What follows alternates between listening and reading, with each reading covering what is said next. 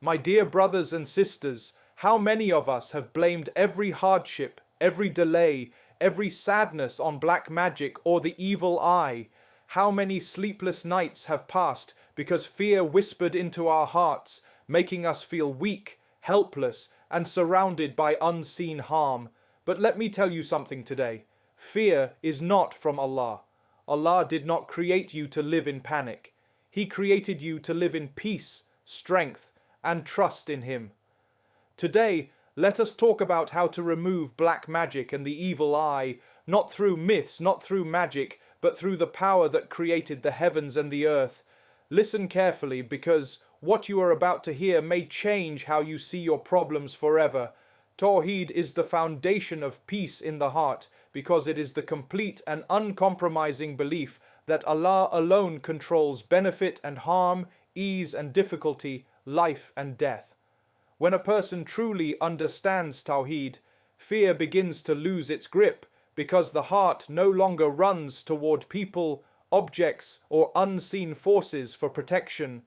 Absolute reliance on Allah means knowing with certainty that no eye can affect you, no magic can touch you, and no harm can reach you unless Allah allows it, and if Allah allows something, then within it is wisdom even if you do not yet understand it. This belief does not make a person careless, but it makes them calm, grounded and dignified, because their heart is tied to the one who never fails, never sleeps, and never abandons his servants. When Tawheed is strong, the heart stops panicking at every setback and stops attributing every problem to black magic or envy. Instead of saying, someone has done something to me, the heart says, Allah is testing me, strengthening me, or redirecting me. This shift in belief is powerful because many people suffer more from fear than from the harm itself. Tawheed teaches you that even the most powerful sorcerer is powerless without Allah's permission, and even the sharpest evil eye is weak before the protection of the Creator. When reliance is placed fully on Allah, the heart becomes firm, and whispers lose their influence because Shaitan thrives on doubt, not certainty. True reliance on Allah also means surrendering control while continuing effort, knowing that outcomes belong only to Him. A person grounded in Tawheed does not chase superstitions, does not cling to charms, and does not place hope in objects, rituals, or individuals who claim hidden powers. Instead, their trust is pure, their worship is sincere, and their dependence is direct. They turn to Allah in sujood before turning to anyone else, and they seek relief through obedience rather than shortcuts. This kind of reliance purifies the soul because it removes hidden forms of shirk that creep into the heart when fear becomes greater than faith. When Tawheed settles deeply within, even hardship becomes lighter because the believer understands that Allah is nearer than any harm and more powerful than any threat. The heart begins to rest not because problems disappear, but because trust has replaced anxiety, and certainty has replaced suspicion, and the soul learns to stand firmly knowing that nothing in the heavens or the earth operates independently of the will, mercy, and command of Allah. Islam acknowledges the existence of black magic and the evil eye, but it does so with balance, wisdom, and clarity, never with panic or exaggeration. The Quran and authentic teachings confirm that these matters are real, yet they are presented in a way that protects the believer from fear rather than trapping them in it. The danger arises not from knowing they exist, but from allowing them to dominate one's thoughts and control one's interpretation of every difficulty in life. Islam does not teach us to see ourselves as fragile victims of unseen forces, but as servants of Allah who are constantly under His care, protection, and decree.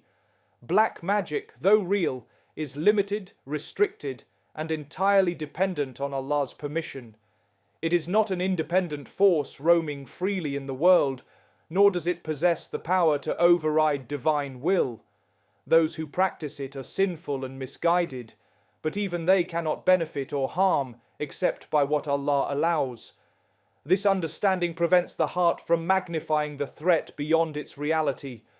When people begin to attribute every illness, delay, or emotional struggle to magic, They unknowingly give it a power it was never meant to have, weakening their reliance on Allah and strengthening fear rather than faith. The evil eye is also acknowledged in Islam, yet it is not portrayed as an unstoppable or mysterious curse. It often comes from envy, sometimes even unintentionally, but its effect is not automatic nor permanent. Islam teaches simple, dignified protections rather than obsession. The believer is encouraged to remember Allah, seek blessings for others, and place trust in divine protection. When this balance is maintained, awareness does not turn into anxiety and caution does not become paranoia. Fear-mongering only benefits shaitan because it distracts the heart from remembrance and replaces calm certainty with constant suspicion. Islamic teachings consistently redirect the believer away from fixation on harm and towards strengthening faith. Instead of encouraging constant diagnosis of spiritual attacks, Islam emphasizes consistency in prayer, remembrance, and righteous living. This approach preserves mental peace and spiritual strength because it teaches that protection is not found in constant vigilance against evil, but in closeness to Allah. A heart connected to Allah is not easily shaken by whispers, rumors, or assumptions, and it does not collapse under the weight of unseen fears. By acknowledging the reality of black magic and the evil eye without exaggeration, Islam protects the believer from two extremes, denial and obsession. This balanced understanding allows the heart to remain aware yet calm, cautious yet confident, knowing that while these matters exist, they remain small and powerless before the greatness, mercy, and authority of Allah. The Quran, dhikr, and dua are not symbolic gestures or emotional comforts. They are real, living sources of protection that work upon the soul, the heart, and the unseen world by the permission of Allah. The Quran was revealed not only as guidance, but as a healing and a mercy, and its words carry a weight that no darkness can withstand. When the Quran is recited with belief, reflection, and humility, it becomes a shield that surrounds the believer, because it is the speech of Allah, and nothing false or harmful can overpower the truth that comes from Him. Protection through the Quran is not limited to specific moments of crisis, but it grows stronger with consistency, sincerity, and understanding. Dhikr keeps the heart alive and alert, preventing it from becoming a resting place for fear and whispers. When the tongue remembers Allah regularly, the heart begins to feel secure because remembrance acts like a light that fills the inner world. Shaitan finds it difficult to remain where Allah is remembered, and anxiety finds little space to grow in a heart that is constantly engaged in glorifying, praising, and trusting its Creator. Dhikr is not about repetition alone, it is about presence, awareness, and humility. Each mention of Allah strengthens the believer's spiritual defenses, reminding the soul that it is never alone, never abandoned, and never beyond divine care. Dua is the most personal and intimate form of protection because it is a direct conversation between the servant and Allah. Through dua, the believer expresses weakness without shame and hope without hesitation. It is an act of trust that acknowledges Allah's power while admitting one's own limitations. Dua does not always change circumstances immediately, but it always changes the heart, and a strengthened heart can endure, resist, and overcome far more than a fearful one. The sincerity of dua builds a barrier that is unseen yet powerful, because Allah responds to those who call upon Him with truth and reliance.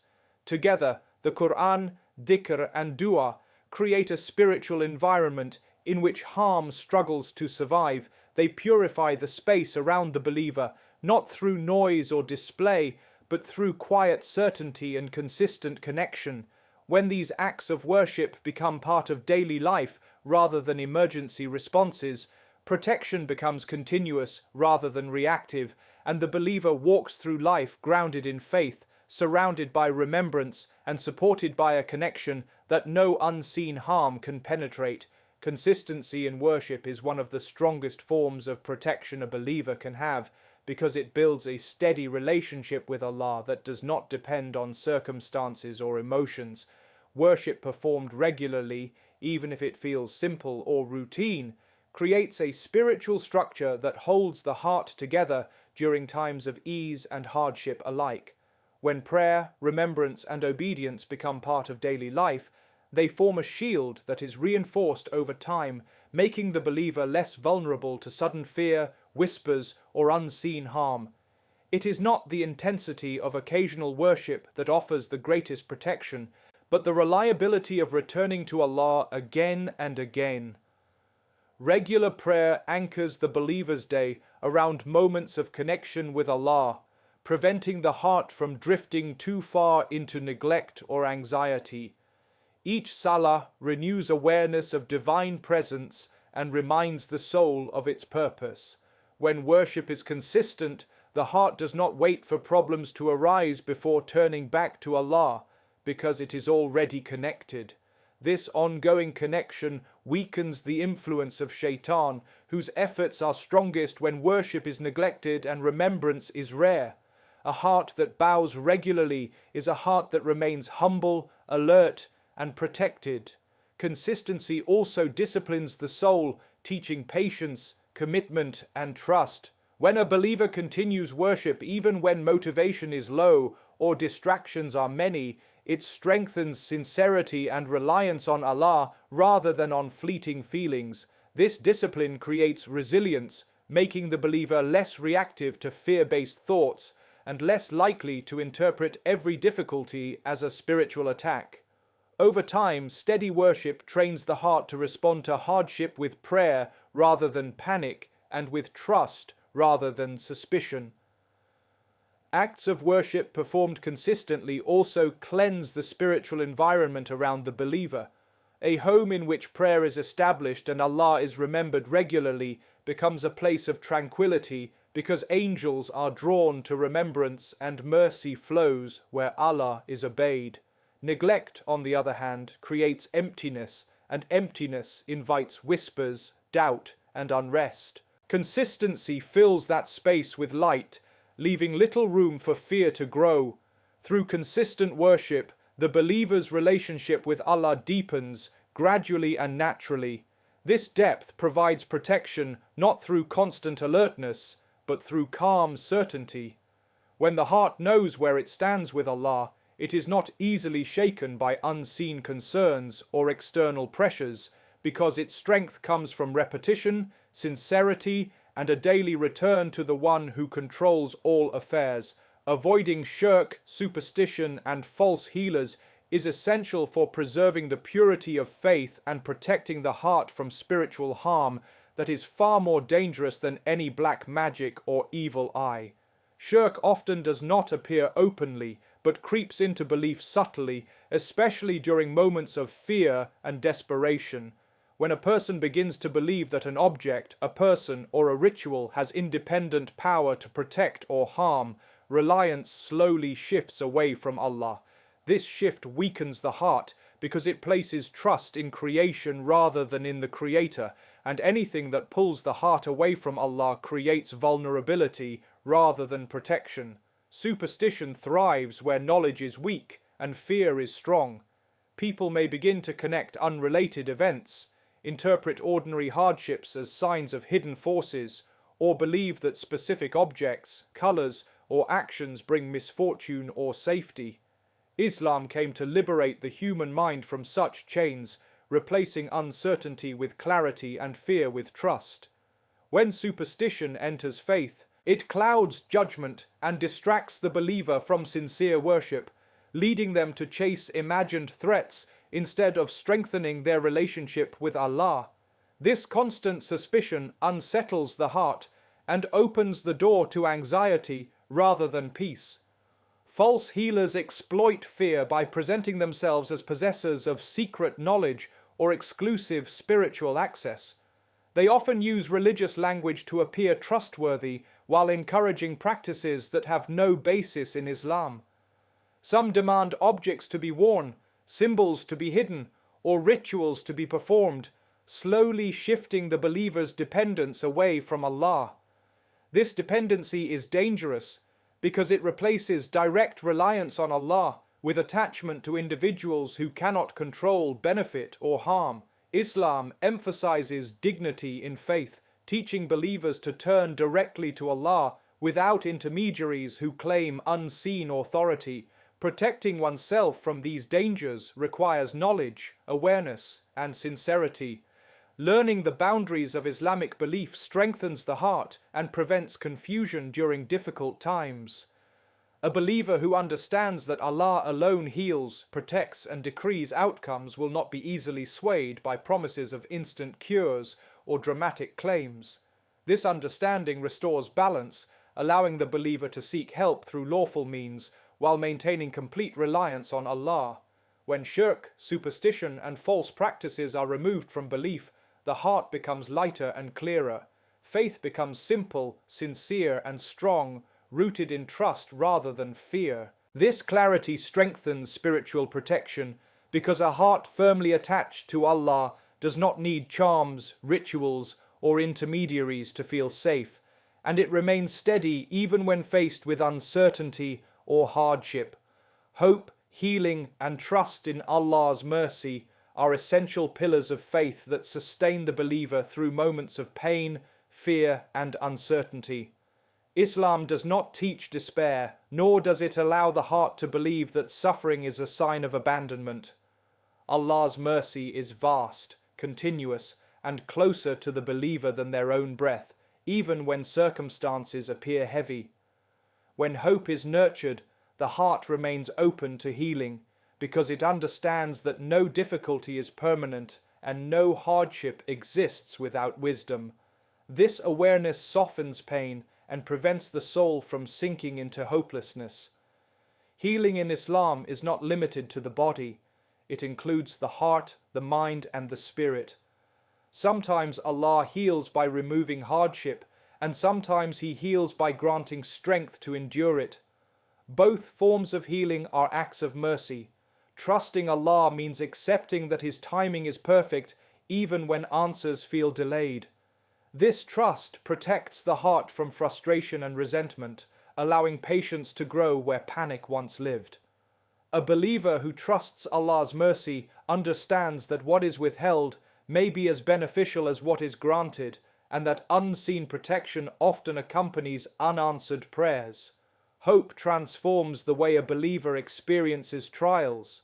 Instead of seeing hardship as punishment, the heart begins to see it as an opportunity for closeness, purification, or elevation.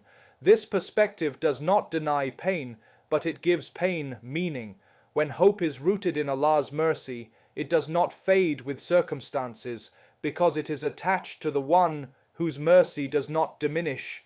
Even in moments of weakness, hope whispers that relief is possible, that forgiveness is available, and that Allah's care has never ceased.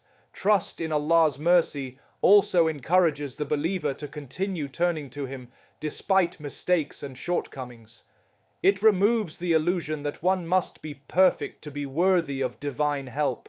Allah's mercy is not earned through flawlessness, but sought through humility and sincerity. This trust reassures the heart that Allah welcomes those who return, no matter how many times they fall. When hope, healing, and trust settle deeply within the heart, fear loses its grip, and despair finds no place to grow.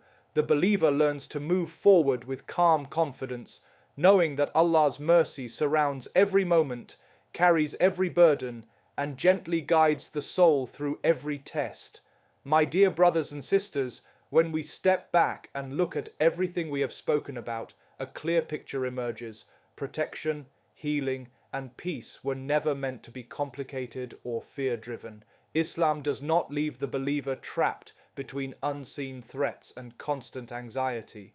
Instead, it grounds the heart in Tawheed, reminding us that Allah alone controls all affairs. It teaches us the reality of black magic and the evil eye without exaggeration. So awareness does not turn into obsession and caution does not become fear. It directs us toward the Quran, dhikr, and dua as living sources of strength, not emergency tools, and shows us that consistency in worship builds a shield stronger than panic ever could.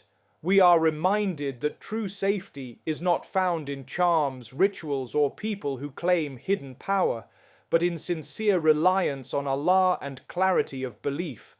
Avoiding shirk, superstition, and false paths is not just about theology, it is about protecting the heart from confusion, weakness, and misplaced trust. And through it all, Islam keeps the door of hope wide open, teaching us that Allah's mercy is greater than every fear, every trial, and every unseen harm we worry about. When these principles come together, the believer is no longer living in constant suspicion or spiritual exhaustion. Instead, the heart becomes steady, calm, and confident, not because life is free of hardship, but because faith is strong. This is the balance Islam gives: awareness without fear, protection without panic, and trust without despair, allowing the believer to walk through life with dignity, certainty, and a heart firmly attached to Allah alone.